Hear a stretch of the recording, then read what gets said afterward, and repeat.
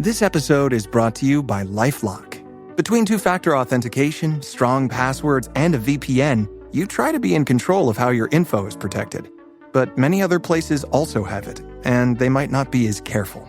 That's why LifeLock monitors hundreds of millions of data points a second for threats. If your identity is stolen, they'll fix it, guaranteed, or your money back. Save up to 40% your first year. Visit lifelock.com/podcast for 40% off. Terms apply. All right. Hello. Welcome in. Birds of a Feather Podcast with your boy Q City. You guys, that was a good game. That was a good game. We lost. We came on the bad side of it. But damn, it was a good game. Trey had 40 points, looked like 20 assists. If it wasn't 20, it was 19. It was super close. Niang misses a shot at the buzzer. 149, 148. It's just, even the announcer said, you take that shot 15 times out of 15. Were there questionable times down the stretch? Like, was that a kickball in regulation that should have reset the clock? Yes. Was the Josh Hart, not the Josh Hart, was the foul on Brunson, was that an actual foul, or did the Great Barrier Thief hit the ball first? I think he hit the ball first, but it was questionable. It was questionable down the calls. I thought Big O went over the back on Cat with a possession that ended in Atlanta's favor. So it was both ways. Funny moment. A ref called a blocking foul so hard in the corner that he tripped into the fans. I said, boy, you struggling to be part of this game, ain't you? But overall, I'm not going to act like the refs or anything cost us this game. This was just the Hawks matched up well against the beast of the East. Like, we have played the Celtics well. We've played New York well pretty much every time.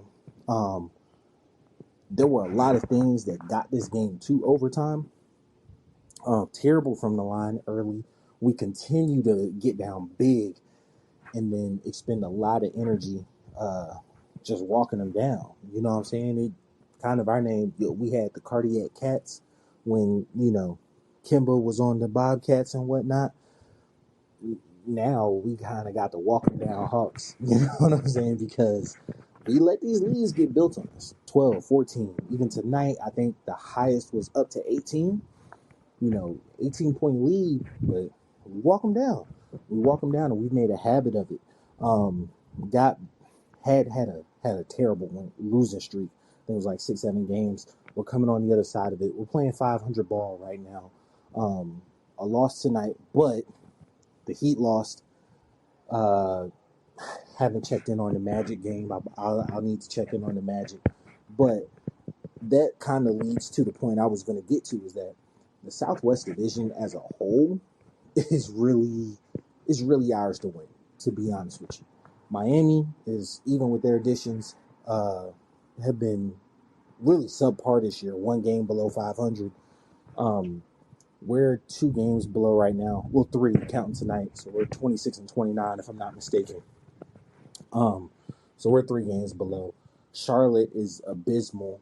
Washington's trash. Orlando is probably our main competitor. Like, Miami's winning the division right now.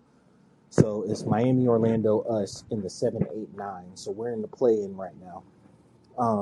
We should be able to go ahead and get out of the play-in and probably get into that 6th spot just by virtue of we should be getting on a run here after the All-Star break. There's a certain way we have to play now, because it's pretty obvious, like, we're going to be missing large swaths of this team. The future's bright, right? The future is really bright because Jalen is going to be part of that future. Kobe, when he was playing, looked like he, is dynamic and could be part of that future. Although, depending on what this offseason looks like with the clearing of cap space, I could see him as part of the deal. But I'll get to that in a second. Rich is playing crazy. Like, he has just grown and grown and grown, especially like Dre was having a good season, right? But Dre never formulated into what you wanted him to be. And with you paying him what you were paying him, I knew as soon as we drafted Rishisei instead of Alex Sarr that like Dre's time was limited. You know what I'm saying? Did I think it was going to be the deadline this season with how good he was playing? No. But it was pretty obvious that like they made their choice. They're going to move on from him. With that being the case, you brought in 2 expiring contracts from, Karis LeVert. He's kind of like that slasher type who can knock down a big shot, as you saw tonight. And then Yang is just like a sniper. I see Cleveland's point of view because their core is pretty much solidified, right? And you want to get somebody who can be a lockdown perimeter stopper, knock down timely shots. Dre isn't really big on creating his own shot, but he can in a pinch. He can get open in the pinch and get in the lane, 2 feet in the lane, and he a demon at that little floater. So I completely understand you may sacrifice some floor spacing and shooting for a more dynamic, person on defense. Cool. Get that. I'm with it. For us, it frees up a lot of cap space this offseason. Who's the big fish? Who are we going after? Who do we have our mind stuck on? Hey, this is what we want to do, because Jalen's going to be coming back next year. How it looks currently, because I think they're going to go ahead and let Clint go.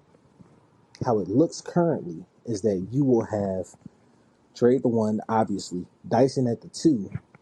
You'll move up Reach to the 3, Jalen at the 4, and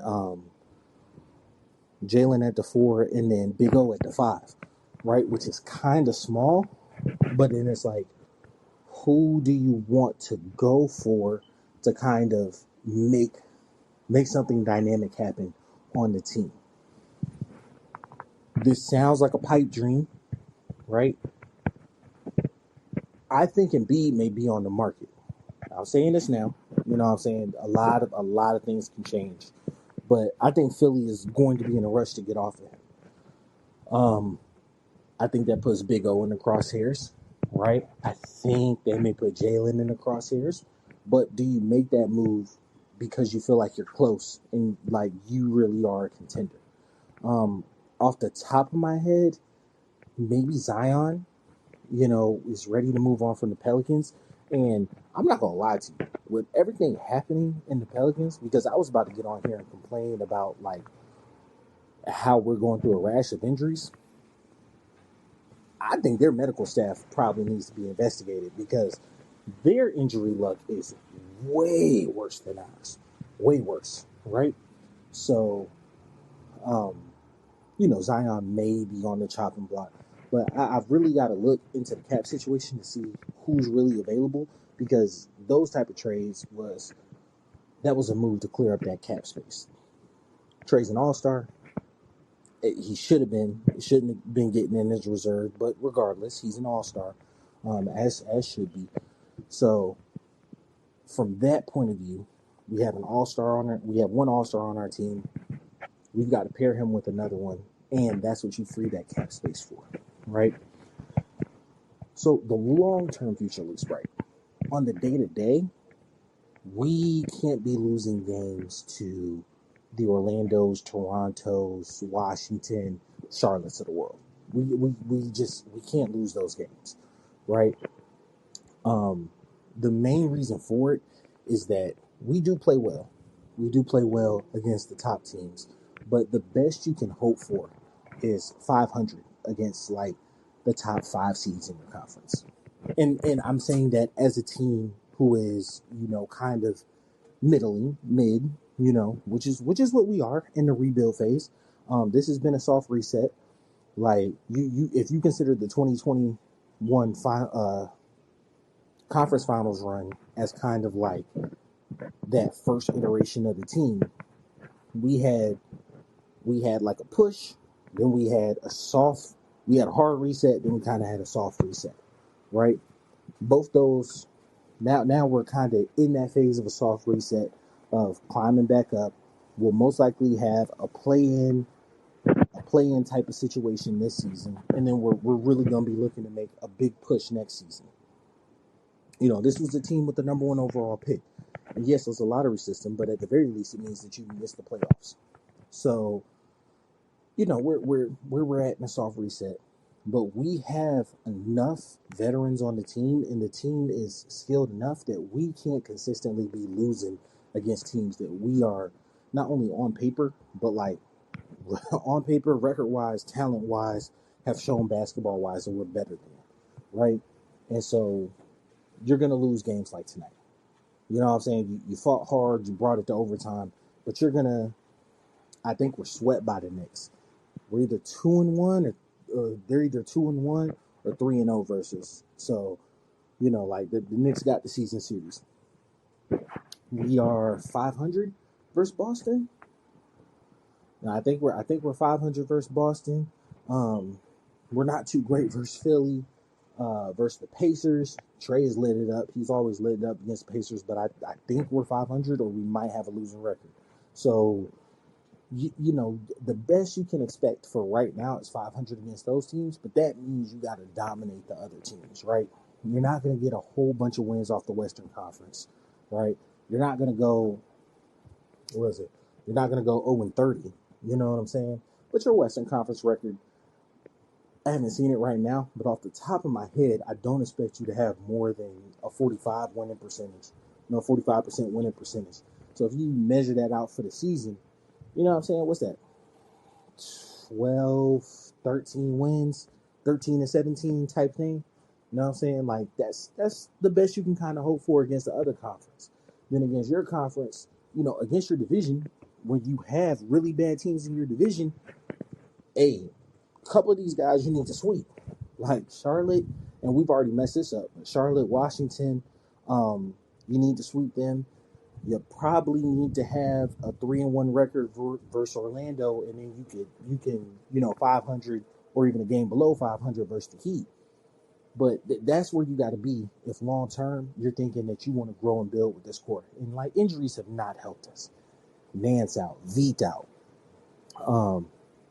We took up a roster space forever for I forget his name that never joined the team. I want to call him Plumlee. It's not Plumlee. I'm getting my white guys confused. But we kept a roster spot open for him for the longest, and so like it didn't allow you to build out depth. 18-0 Dominic is 0. 18, his name is escaping me right now. But both of them have been serviceable bigs. But like you put them up against Cat. Cat had 44 tonight. You know what I'm saying? Like they're not reliable entry points. You can't play them big minutes. You know what I'm saying? They're not true rim protectors. Dominic can give you a little bit of an offensive spark, but like he's not a long-term solution as even a backup big. You know what I'm saying? So I think there's no more moves that can be made this season. But with the team that we have, we should be able to make a push for the 7th spot. And then if you're in the play-in at the 7th spot, you've got options for getting into the playoffs. You know what I'm saying? You at the 7th spot, you got 2 games at home. You know what I'm saying? You got 2 games at home, and you only got to win 1. So earlier in the season, I said that the 6th seed was kind of our ceiling. I still feel like that's our ceiling, but I feel like a realistic option is the 7th seed, especially considering who's in 7 and 8 right now. So tune in, Birds of a Feather. Always appreciate y'all. Thank y'all. We'll be more regular with the posting.